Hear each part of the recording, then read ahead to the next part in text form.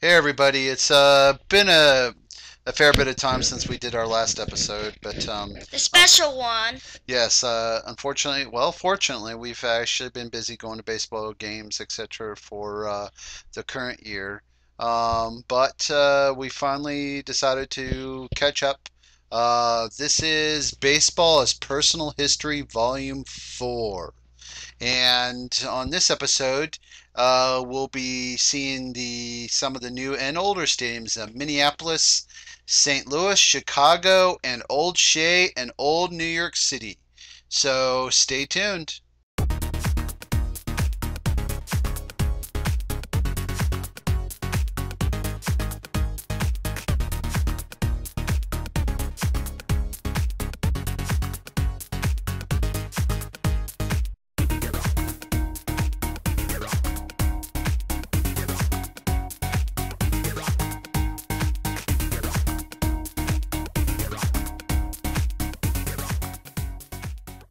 All right, everybody. This is Baseball as Personal History, Volume 4.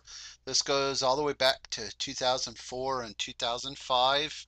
Um, the first stadium we went to, Was old Metrodome, the which Twins now play in Target. so the Metrodome as a facility for for a family friendly term would be sucked. It was bad. Um, this was actually our first trip. You can see that my I didn't have a really smiling face at this point, and we did when we did go back for a second time as a family, we were actually kicked out because some season ticket holder thought that was their tickets, but in fact it was not. We were actually sitting in the wrong seats. So I was very happy, and I still have sort of animosity towards the Twins for kicking us out of the stadium when we were seated in the right section and right row, etc. This place did not fit baseball at all. Only football to For now. the Vikings, it works.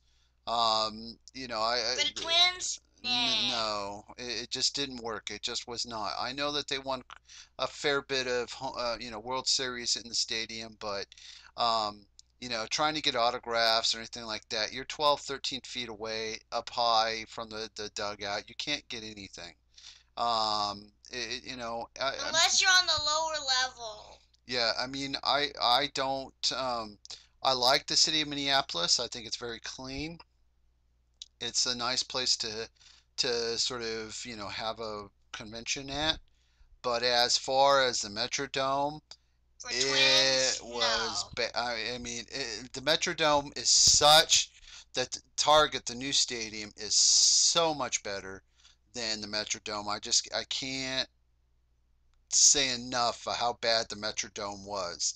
I mean, literally, people want to give Tropicana Field in Tampa Bay a bad rap, but this stadium, up to This this, one fits the top 10 worst in stadiums. fact, Kaylin, I think it's the worst stadium that we ever went to. Well, of the original 30.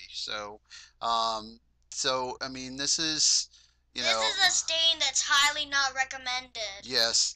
I mean, of course, they don't play baseball there anymore.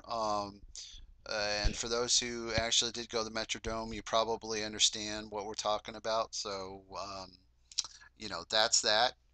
Um, and the Metrodome was just plain bad. Anyway, another one of the old stadiums that we went Old to. Busch in What? St. Louis, Missouri. Yes, the old Busch in St. Louis, Missouri. This picture here, unfortunately, I must have lost or deleted all of my original pictures from that day. This is unfortunately when the stadium was closed. They But demolished it. well, I mean, yeah, but this was the last year. When we went to the stadium, it was the last year of Old Busch Stadium, and I actually liked it.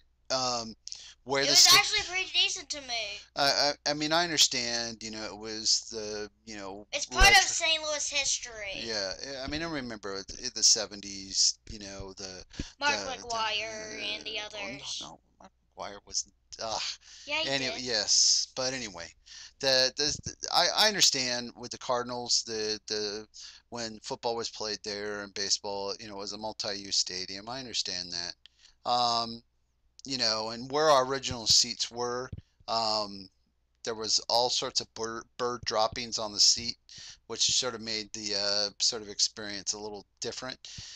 But what was really Hmm. cool, they right across the street. I don't know where it is now, but right across the street, they had the St. Louis Cardinals museum, which was really nice. Right next door, which is now located in Amarillo, Texas, they had the National Bowling Museum or something like that. And what was really cool about that bowling museum was is that you could actually um, bowl one of the old bowling lanes, like the old wooden bowling um, pins and everything else, and it was actually kind of impressive.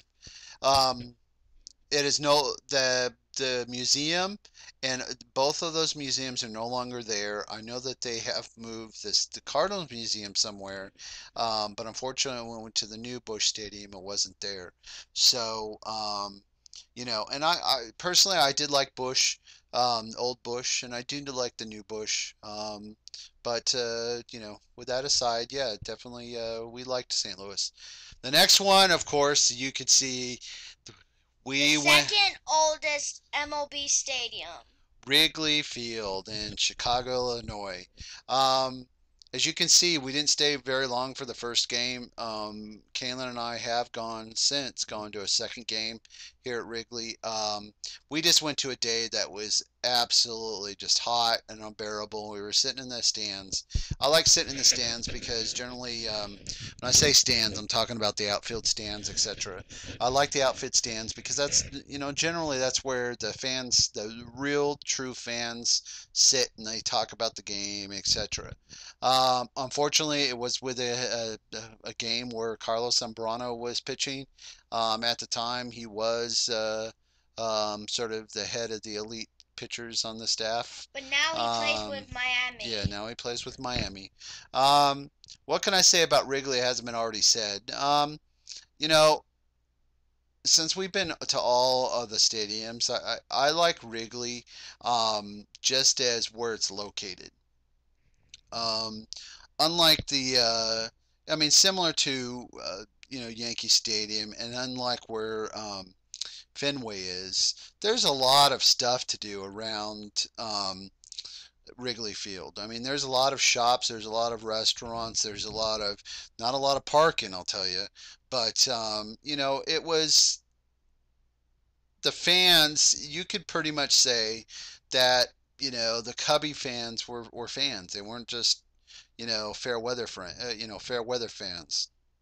I could be wrong, but in the two times that we've actually been to Wrigley, I have found the people sitting around us very knowledgeable about the game, ERAs, etc.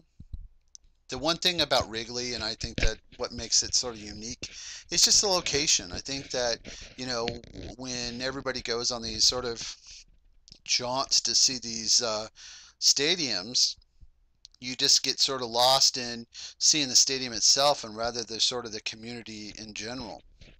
And every time we go, I usually try to see the community at large. And I was impressed with where it was located, the ease of getting to the stadium. Unlike like Dodger Stadium, which is you have to drive whether you like it or not, or Anaheim, you have to drive to whether you like it or not, and just relative ease. I mean, it is Wrigley, so there's definitely some history there. It's probably the one stadium. Unfortunately, we just didn't have it take time to take a tour, but it's definitely it. Of course, anybody who goes on a pilgrimage to see all the baseball stadiums has to see Wrigley at one point or another. And of course, I had to take the ubiquitous sort of picture of Kaylin and I in front of the Wrigley Field sign. So I definitely. if you come to Chicago, you have to take the Chicago pizza. Got to talk about the Chicago pizza. And I'm not going to have an argument about Chicago pizza. Deep dish versus the thin slice. New York pizza. They're both in their own element. They're both good. Depends on what you like. I mean, Kaylin and I have tried both, and I think they're both have their pluses and minuses. Um, the unfortunate thing is many of the places in Chicago you can't buy just one slice. You've got to You gotta have the whole actually, pie. And with just him and I, it's like, okay, what are we gonna do? Well, the small has like three slices, and and it's like, well, um, that's probably gonna feed, have be okay for like half a day for both of us. So but and the medium's just too big. So that's sort of the drawback with the pies in Chicago. However, the pies in New York are a little different. So, and ironically, that's where our next stop is, and this is actually Shea Stadium. This was I believe our first um, it was our actually second game of 2005. Um, Scratch that. It was our third game of 2005, and I just felt that you know Shea had hit its pluses and minuses compared to the new City Field. Um, those who have been to Old Shea or City Field, etc., know that it's not really all that. You can get the train and everything else. It's not like Yankee Stadium where you can just get off the train and see, and within 2-3 minutes be in the stadium. There is a sort of a schlep from the train station to City slash Old Shea. That was sort of not, it's all right. I mean, it's not a big deal. You just get used to it. If you're used to walking in sort of New York City, it's really really not that big of a deal. But the one thing I did not like about Shea was that the sections and sort of rows were all sort of in the sun. not in the sun, but were separated by um, like these handrails slash section, and it felt like I was isolated to that one section, and I mean it's Shea. I mean it had history. You had the amazing Mets or miracle Mets or whatever they were called coming out of there, and of course we already know about all the sort of the City Field issues, with the management or sorry, not management but ownership problems, etc. But yeah, of the fans I've talked to who both remember Shea and City, they think most of the consensus is Shea or City Field is sort of a leaps and bounds better than Shea. So, but with Shea, you got with You got a the piece of history. yeah, yeah. I mean, it is what it is, and it's gone unfortunately. But time moves on. But the one good part is that just opposite of the train station from Shea slash City Field is the Flashy Meadows Park, where you get to walk around. You get to see um, the old Unisphere, and some of the old some of the museums, and some other knickknacks and sites from the couple World's Fair that were there. Um, and especially the Mets, that they are what they are.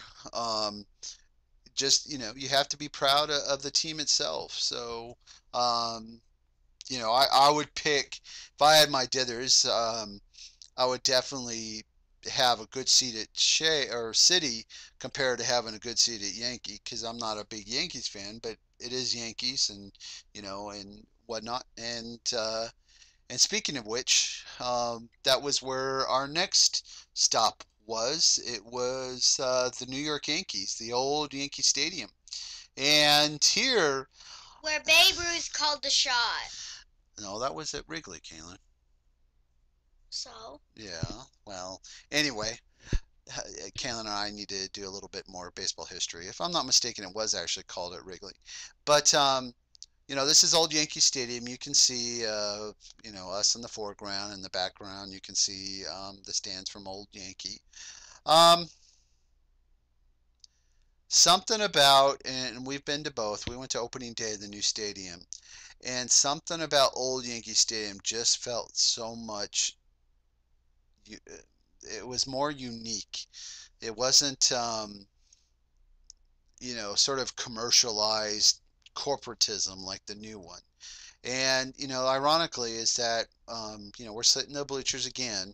And when I go to a stadium, I don't mind sitting in the bleachers because that's where, you get to meet the local folk. And, instead of sitting, 3 rows from the dugout, I actually don't mind sitting in the bleachers and getting to know some of the folks. In fact, at this game, we had a couple of New York firefighters and policemen, screaming at the Yankees to do better and all this other stuff, and it was actually quite hilarious. Um, and I think that uh, with the old Yankee Stadium, you had, it was a house that Ruth built, but the new one's the house that Steinbrenner built, and I think that's part of the problem is that Babe Ruth at the time was sort of had the mystique, but he was also accessible. And I think that's one of the problems in sort of my commentary on today's baseball is that, the baseball is not as accessible as it once was. I mean, um, I think the turning point was probably the early 70s. I remember reading stories and hearing histories and oral histories and stuff where a lot of these baseball players, wouldn't even think twice about signing an autograph for a kid at one of the games. Now, most of the players won't even sign for anybody, period. I mean, you're lucky you get someone, and most of those guys are probably, people who've been called up from, the Triple A's 2 days prior. So, and on that point, I just, I think that I had a greater, once I came to Yankee Stadium, I think I had a greater understanding of what baseball has become. And I just feel that, it really is in this day and age inaccessible to the general public. And because, I mean, you know, the seats, you can see them to the left and to the right of me. Those seats at that time were probably 300 bucks. I'm not throwing $300 for a seat just for a normal game. Maybe for like an all-star game or World Series game, I'd throw $200 to $300. But But normal game, no, no. it's just not worth it. And, I mean, and the chances of, paying that $300, the chances of getting an autograph are slim to none. And getting a ball, I mean, if I paid $300, I want to get I want to be guaranteed at least to get some type of autograph or at least a, foul ball or something. But you just can't guarantee it anymore. And I think that's, sort of the history of what the Yankees stand for. And unfortunately, as I know, there's going to be some people who disagree with me, um, but the Yankees stand for the inaccessibility or the greater increase of inaccessibility of baseball to the general public. Anyway, I'm John, Hey. and that's Kaylin, and we're the Questers too. Thanks for watching.